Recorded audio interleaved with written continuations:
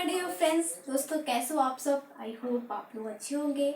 तो फ्रेंड्स, आपका टॉपिक चल रहा था नाउन का।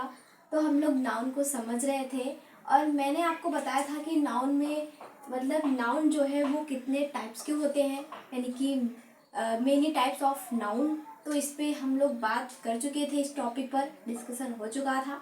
तो फ्रेंड्स, आज हम उसको पढ़ने वाले हैं, मतलब उस नाउन के प्रकार को पढ़ेंगे जो कुछ बाकी रह गए थे। तो मैंने 2 तो समझा दिया था, बाकी आपके ये 3 बाकी थे, तो हम लोग आज उसी भी समझ लेंगे।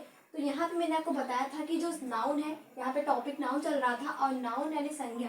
नाउन को हिंदी में बोलते हैं संज्ञा, ठीक है। तो यहाँ पे नाउन को मतलब काउंट के अनुसार, मतलब काउंट के आधार पर 2 भागों में बांटा गया है। पहला है वो काउंटेबल नाउन है, दूसरा है अनकाउंटेबल नाउन। तो इसका मतलब है गणनीय संख्या, जानते हो, इसका है अगणनीय संख्या। तो मैंने आपसे कहा था कि जो काउंटेबल नाउन है इसको 3 पार्ट में, मतलब इसके अंतर्गत 3 प्रकार के, मतलब 3 नाउन आते हैं। कौन कौन से? Proper noun, common noun and collective noun. तो ये तीनों मैंने आपको बताया। फिर उसके बाद ही देखिए, यहाँ पे जो आपका अनकाउंटेबल है उसके अंतर्गत 2 नाउन आते हैं, मतलब इसके अंदर 2 प्रकार। कैसे? एक है मटेरियल, दूसरा है अब्स्ट्रैक्ट नाउन, ठीक है। तो ये तो बातें हो चुकी थी।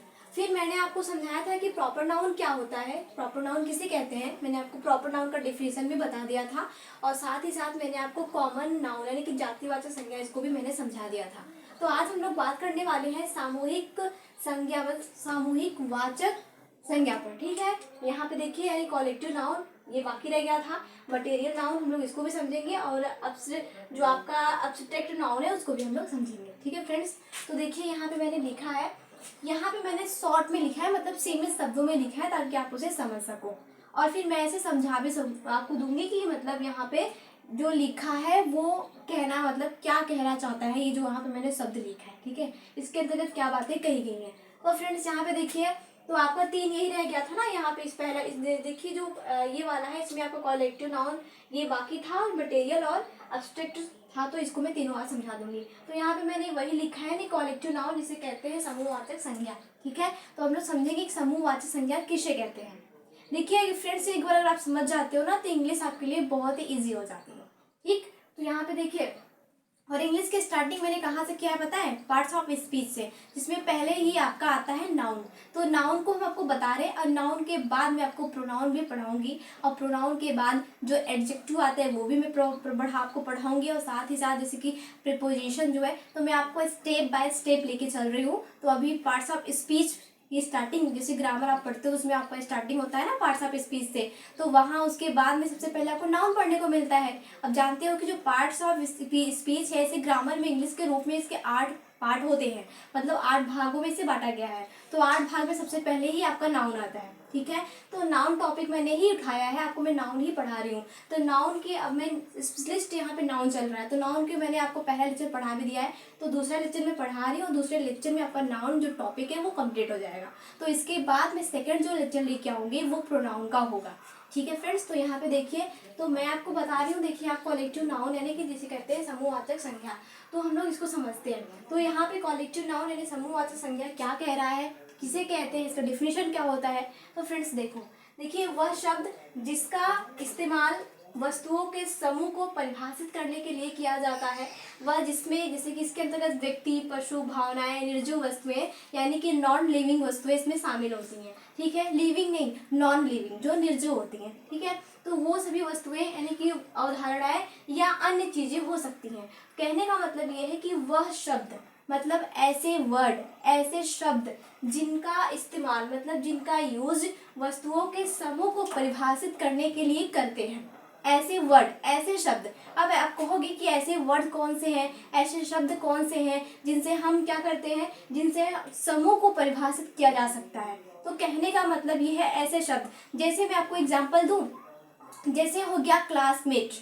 क्लासमेट एक ऐसा वर्ड है, एक ऐसा शब्द है जिससे ये पता चलता है कि हाँ, क्लास में बहुत से बच्चे हैं, है ना।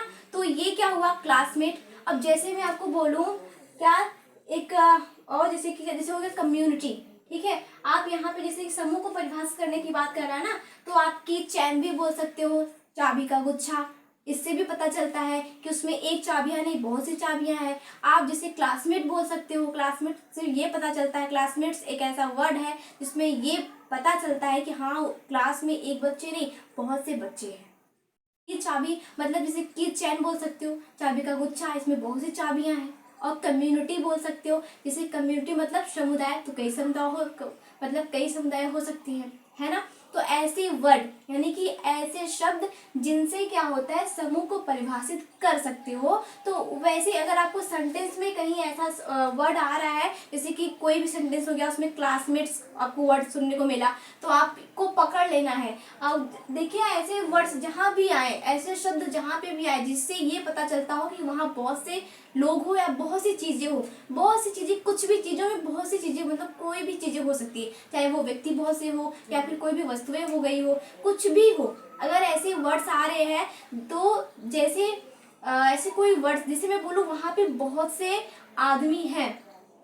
हाँ जैसे मैं बोलूँ कि देखिए चाबी का गुच्छा, अब देखिए मैं चाबी का गुच्छा बोलूँ तो आप बोलोगे किचन, तो क्या मतलब है, मतलब उसमें एक चाबियां तो है नहीं, बहुत सी चाबियां हैं, है ना। तो ऐसे वर्ड्स, ऐसे शब्द जो आपके समूह को परिभाषित करते हो, ठीक है, जिन जिन वर्ड से आप ऐसे समझो, जिन वर्ड से या फिर जिन शब्द से ऐसा लगता हो कि इस समूह को परिभाषित किया जा रहा है, मतलब एक कोई स्पेशलिस्ट एक वस्तु की बात नहीं की जा रही है, वहाँ पे बहुत सी चीजें शामिल हो और उसको व्यक्त करने के लिए ऐसे वर्ड का इस्तेमाल किया जा रहा है जहाँ पे बहुत से चीजें हो। तो जैसे वो वर्ड्स क्या हो गए, जैसे क्लासमेट्स हो गया, कि चैन हो गया, या फिर जैसे क्रिकेट टीम भी बोल सकते हो आप। देखो क्रिकेट टीम, जैसे टीम बोलते हैं ना टीम, तो टीम में बहुत सी टीमें हो सकती हैं। तो यही सब बातें हैं, यहाँ भी ऐसे ही वर्ड है, यही सब वर्ड, इसी सब वर्ड्स को क्या करते हैं, यही सब वर्ड जो होते हैं समूह को परिभाषित करते हैं। और ऐसे वर्ड्स को ही हम क्या बोलते हैं, कॉलेक्टिव नाउन यानी कि समूहवाचक संज्ञा। ठीक है फ्रेंड्स, तुम्हें कुछ था नहीं। अब यहाँ पे एक बात और समझो, यहाँ पे जो कह रहा है कि वह शब्द जिसका इस्तेमाल वस्तुओं के समूह को परिभाषित करने के लिए किया जाता है, ये तो बात क्लियर हुई, मैंने आपको बता दिया। ऐसे वर्ड्स जो समूह को परिभाषित करते हो उन्हें कॉलेक्टिव नाउन कहते हैं। क्लियर। अब फिर क्या कह रहा है कि अब इसमें नीचे क्या कह रहा है कि वह जिसमें व्यक्ति, पशु, भावनाएं, निर्जीव वस्तुएं, अवधारणाएं या अन्य चीजें हो सकती हैं। बिल्कुल सही। तो कहने का मतलब ये है कि इसमें कोई भी चीजें हो सकती हैं, ऐसा नहीं कि हम इंसान की ही बात करते हो, नहीं, इसके अंतर्गत नॉन लिविंग और लिविंग वस्तुएं भी शामिल हो सकती हैं। ठीक है। और यहाँ पे कह रहा है कि जिसमें व्यक्ति भी आ सकते हैं, पशु भी हो सकते हैं। भाई पशु भी तो बहुत, जैसे भेड़ वगैरह देखा है, बकरी वगैरह देखा है, वहां पे जो झुंड बना के चलती हैं तो उनकी भी एक अपनी टीम होती है ना। तो यही सब है। तो इन सबको व्यक्त करने के लिए हम जिन वर्ड का इस्तेमाल करते हैं, इस समूह को व्यक्त करने के लिए हम जिन शब्द का इस्तेमाल करते हैं, जिस वर्ड का इस्तेमाल करते हैं, उसे कहते हैं collective noun. Clear my dear friends. हम नेक्स्ट देखते हैं। फिर यहाँ है मटेरियल नाउन, द्रव्यवाचक संज्ञा। ये भी कुछ, इसमें कुछ भी नहीं है। कहने का मतलब ये है कि द्रव्यवाचक संज्ञा उस धातु या पदार्थ का नाम है जिसमें किसी वस्तु का निर्माण होता है। बिल्कुल सही। कहने का मतलब ये है कि जो आपका मटेरियल नाउन है, इसके शब्द से ही पता चल रहा है द्रव्यवाचक संज्ञा। कहने का मतलब ये है कि मटेरियल नाउन, मटेरियल के अंतर्गत आपके जो पदार्थ होते हैं, जो धातुएं होती हैं, जैसे सोना, चांदी, ये सारी चीजें इसमें आ जाती हैं इस नाउन में, इसमें मटेरियल नाउन में। मटेरियल नाउन में जैसे कोई पदार्थ भी शामिल हो सकता है, कोई भी पदार्थ हो वो भी तो मटेरियल ही होता है। फिर यहाँ पे कोई कह रहा है ना कोई पदार्थ है, कोई धातु। अब जैसे यहाँ कह रहा है कि जिसमें किसी वस्तु का निर्माण होता है, बिल्कुल हाँ। अब जैसे मैं बोलूँ कि सोना हो गया या फिर चांदी हो गया, सोना को देखा है, उसे पिघलाते हैं, उसको नया आकार देते हैं, नया चीजें बनाते हैं, तो क्या हुआ ना किसी वस्तु का निर्माण किससे हुआ, पदार्थों से हुआ, मतलब धातुएं से हुआ, तो हुआ ना। तो वही कह रहा है। तो यहाँ पे आपके जो भी जैसे कि जो धातुएं हैं, जो पदार्थ है, वो आपके मटेरियल नाउन के अंतर्गत आएंगे। तो अगर आपको सेंटेंस में या कहीं भी ऐसा वर्ड सुनने, मतलब जैसे कि जो वर्ड है, जो शब्द है, अगर ऐसा कोई शब्द आता है जैसे कि मटेरियल नाउन का, या फिर जैसे कि पदार्थ ही हो गया, कोई जूस वगैरह, मतलब ऐसा कुछ, अगर खाने पीने चीजें हैं तो भी आप इसमें ले सकते हो। और फिर यहाँ पे अगर कोई जैसे कि धातु की बात भी, अगर सोने चांदी की, जैसे लोहे, कुछ भी बात अगर पदार्थ की, धातु की जा रही है, तो आपको पकड़ लेना है कि यहाँ पे कौन सा नाउन है, मटेरियल नाउन है। ठीक है।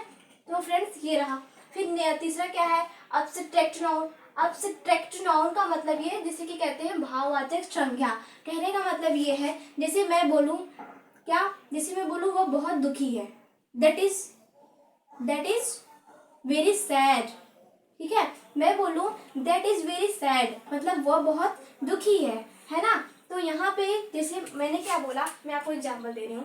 मैंने कहा दैट इज वेरी सैड, ठीक है। मैंने कहा कि दैट इज, सॉरी ये नहीं चल रहा है, मैं फिर से रिपीट करती हूँ। मैं बोलूँ दैट इज वेरी सैड, क्या, दैट इज वेरी सैड, तो मैंने कहा वो बहुत दुखी है। तो यहाँ पे जो सैड है, सैड, ये क्या है, यहाँ पे ये आपका एब्स्ट्रैक्ट नाउन हो जाएगा। कैसे, क्योंकि यहाँ पे बात ये कह रहा है कि जिस शब्द से किसी वस्तु या फिर व्यक्ति के गुण, कार्य, विधि या भाव या अवस्था का बोध हो, उसे क्या कहते हैं, भावात्मक संज्ञा कहते हैं। मतलब इसमें उसकी भावनाओं का पता चल रहा है।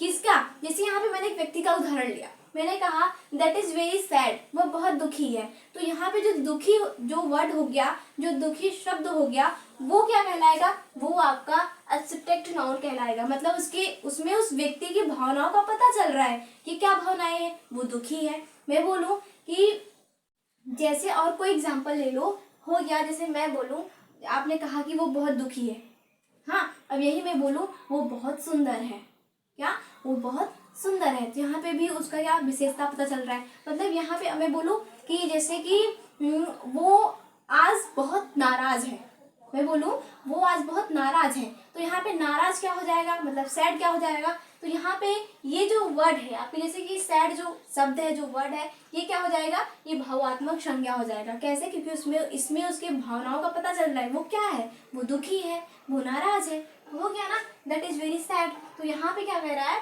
कि एब्स्ट्रैक्ट नाउन मतलब भाव